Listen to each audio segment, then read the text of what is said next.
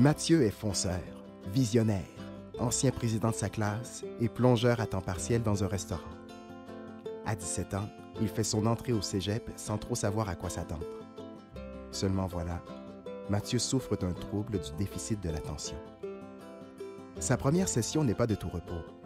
Entre son implication dans l'association étudiante et les longues heures d'études, il se sent totalement dépassé. En fait, c'est le chaos. Il gère difficilement son temps et finit même par échouer à 2 cours obligatoires. Mathieu est de plus en plus anxieux. Il en vient à douter de lui et se demande s'il a les capacités pour faire des études universitaires. Mais rester plongeur toute sa vie est loin de correspondre à ses ambitions. La deuxième session entamée, il décide d'aller voir son API, aide pédagogique individuelle, pour annuler 2 cours, histoire de se donner une chance. Pas question d'abandonner son poste à l'association étudiante. Cette fonction lui tient trop à cœur. Son API lui apprend l'existence du service d'intégration aux étudiants en situation de handicap. Décidé à se prendre en main, Mathieu rencontre une conseillère de ce service. Il trouve une oreille attentive. Ici, personne ne le juge ni ne le traite de paresseux. Enfin, son trouble et ses difficultés sont reconnus. Ouf, quel soulagement! Avec l'aide de la conseillère, il informe les enseignants de son problème et prend des ententes avec eux. Par exemple, Mathieu pourra faire ses examens à l'extérieur de la classe. Il participe également à des ateliers qui lui apprennent comment mieux s'organiser et mieux étudier. Fini l'isolement. Tout va vraiment pour le mieux pour Mathieu, même qu'il est amoureux. Quelques semaines après son intervention auprès des enseignants, la situation évolue. Mathieu est plus confiant, plus motivé. Il voit la lumière au bout du tunnel. Les études lui demandent encore beaucoup de temps et d'efforts, mais ses résultats s'améliorent. De nouvelles portes s'ouvrent à lui et il se voit un futur prometteur.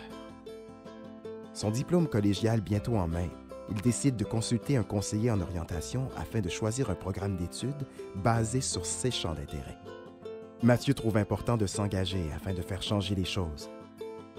Plusieurs causes le touchent: les enfants, l'environnement et la lutte contre la pauvreté. L'orienteur propose donc à Mathieu de se diriger en sciences politiques. Plus il en apprend sur le programme, plus son rêve se dessine. C'est décidé, Mathieu sera politicien. Fin août, c'est la rentrée des classes.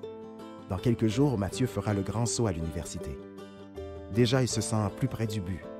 Le programme de sciences politiques l'emballe au plus haut point. Or, il est parfaitement conscient qu'il devra faire preuve de persévérance, de rigueur et d'autonomie. Plusieurs de ses amis, déjà à l'université, passent leur temps à étudier. Sera-t-il capable de survivre à toute cette pression? Après une semaine de cours, Mathieu a rencontré 5 nouveaux enseignants, rédigé des pages et des pages de notes et s'est perdu 2 fois dans les longs couloirs peuplés d'étudiants. Les travaux personnels, les lectures et les rencontres d'équipe se multiplient. Ouvrir son agenda lui donne le vertige. Mathieu revoit alors sa première session de cégep, les difficultés qu'il a rencontrées, la réputation de paresseux que son entourage lui a attribuée malgré lui, son sentiment d'impuissance et l'aide précieuse qu'il a reçue. Il sait maintenant qu'il peut recourir au même service. Proactif dans l'âme, il se présente au bureau d'intégration des étudiants en situation de handicap pour parler de son trouble du déficit de l'attention. Avec son conseiller, il développe rapidement un plan d'action. D'abord, informer ses enseignants de sa condition, puis s'inscrire au soutien à l'apprentissage pour améliorer son rendement scolaire et surtout, ne pas se laisser abattre par les difficultés qu'il rencontrera. Car Mathieu est un fonceur, un visionnaire. Un jour, il sera un grand politicien.